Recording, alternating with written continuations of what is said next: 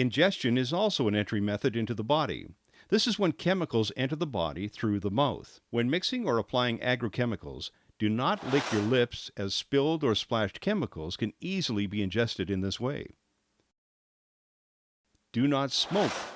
Your hands may have chemical residue, which can easily be transferred to your cigarette and ingested while smoking. Do not blow out clogged nozzles. You're sure to be exposed to whatever chemical is being applied. Hugs for Daddy. Hugs. Do not pick up a child when wearing clothes used while working with chemicals. When mixing or applying agrochemicals, wash your hands in soapy water before eating.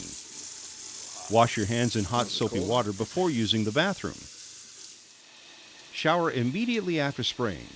Shampoo hair and clean under the fingernails. Wash clothes daily in hot soapy water.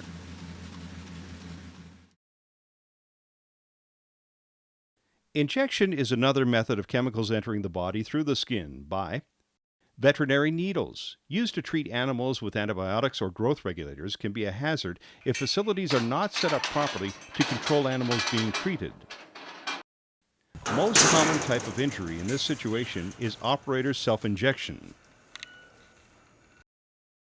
Staples, nails, or wire can also puncture the skin, injecting whatever may have contacted them.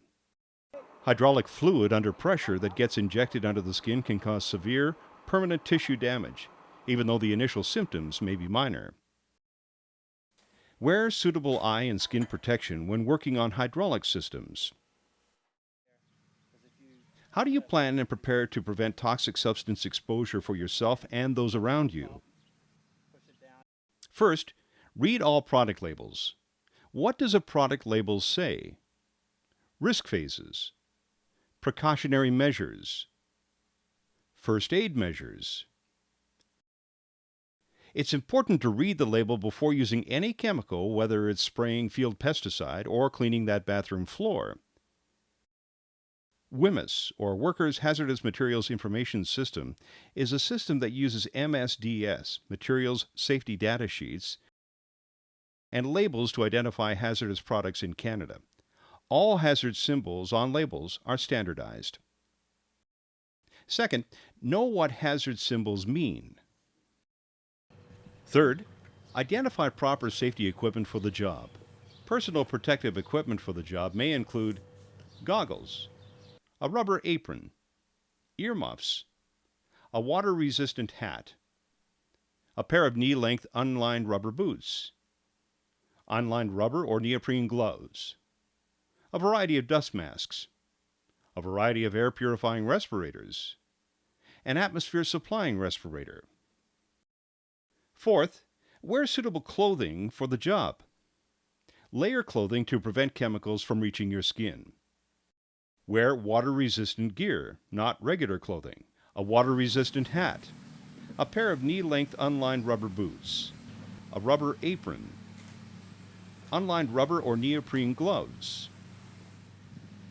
Always pull sleeves over top of gloves and pant legs over boots to prevent chemicals from contacting your body.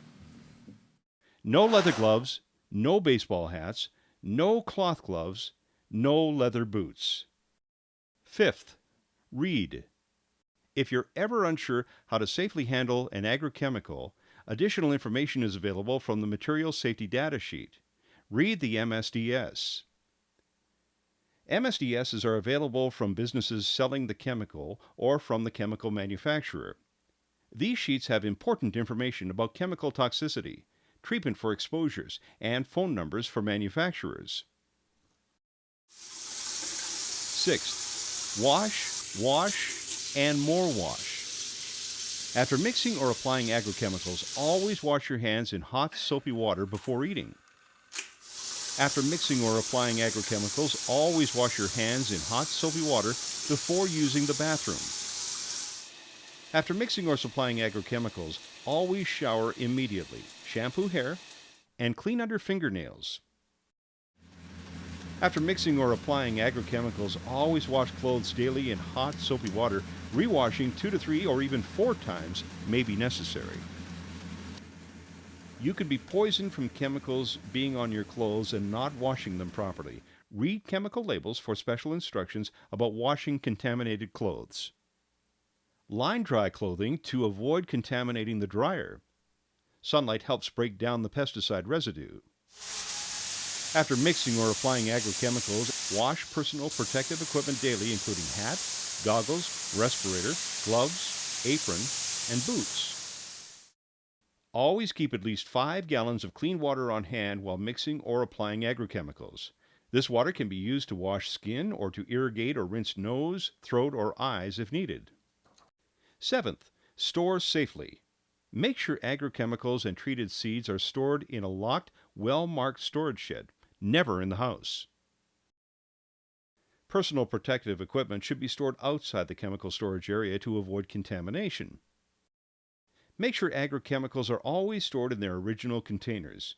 Some chemicals resemble juice or pop, and young children may be tempted to drink them if they're unlabeled and easily accessible. 8th, be a good neighbor. Agrochemical storage and mixing should be at least 50 meters from wells and 100 meters from surface water. Spills can quickly contaminate water sources. Be prepared to quickly deal with an agrochemical spill by having the following on hand: electrician's tape, washer-headed screws, caulking or sealant, extra hoses, hose clamps, absorbent material such as kitty litter to absorb large spills, a shovel used only for spills, a plastic tarp to enclose absorbent material and contaminated soil. Advise neighbors if aerial spraying will be occurring near their homes. Okay, I'll take the laundry off. Okay.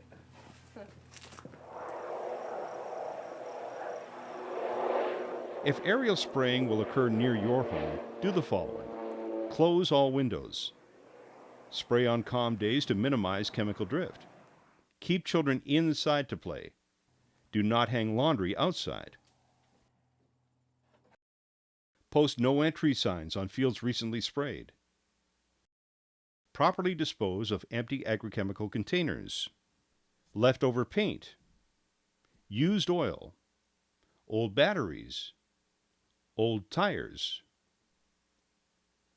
None of these items should be put into regular household garbage or dumped into roadside ditches or other public areas. Control of rodent pests. The rodent population in Alberta includes 7 species of mice, 12 species of voles, northern pocket gophers, also known as moles, and Richardson's ground squirrels, also known as gophers. Rodents can cause a number of problems by consuming and contaminating stored grain, damaging structures, creating hazards in pastures and fields, transmitting disease, gnawing electrical wire, and damaging trees and shrubs. Rodenticides are used to control the pest rodent population. All toxicants are potentially dangerous and should only be used by a person who's aware of the risks and the safe handling procedures for each. There are 4 categories of rodenticides: fumigants, acute poisons, anticoagulants, asphyxiants. Fumigants are classified as any substance that produces a vapor or gas. Fumigants are highly toxic, enter the bloodstream quickly, and cause death by asphyxiation.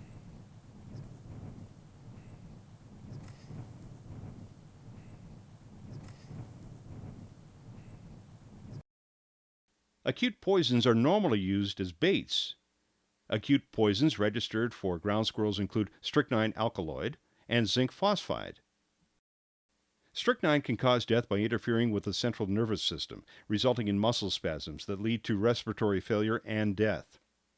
Zinc phosphide causes death due to asphyxia from the production of phosphine gas, pH3, in the victim's stomach. Mammals have a low tolerance to strychnine and zinc phosphide. These poisons act very quickly. The time between eating poisoned bait and death can be minutes, so speed is essential in the event of accidental exposure or consumption. Anticoagulants have 2 actions and have the same effect on all warm-blooded animals. They reduce the clotting ability of the blood and cause damage to the capillaries, the tiny blood vessels. Anticoagulants cause a relatively painless death from internal bleeding 2 to 4 days after the bait is eaten. The delay of death has a safety advantage because it provides time to administer an antidote and save pets, livestock, and people who may have accidentally ingested the bait. Vitamin K1 is the antidote for anticoagulant poisoning. Only one asphyxiant is registered for control of ground squirrels. It's a preparation of mustard powder and a foaming product. It forms a soapy liquid that's placed in the burrow from a pressurized tank through a handheld wand. Death is from asphyxiation or drowning in the foam.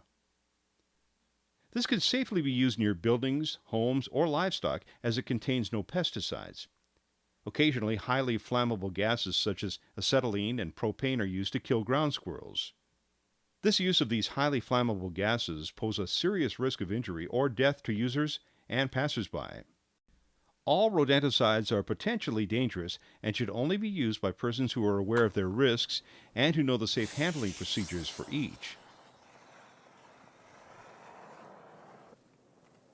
Any substance that impairs health or destroys life when ingested, inhaled, injected, or absorbed can be defined as a toxic substance. Many of these substances can be found on a working farm. Information, experience, planning, and preparation are needed to safely manage hazardous substances on the farm.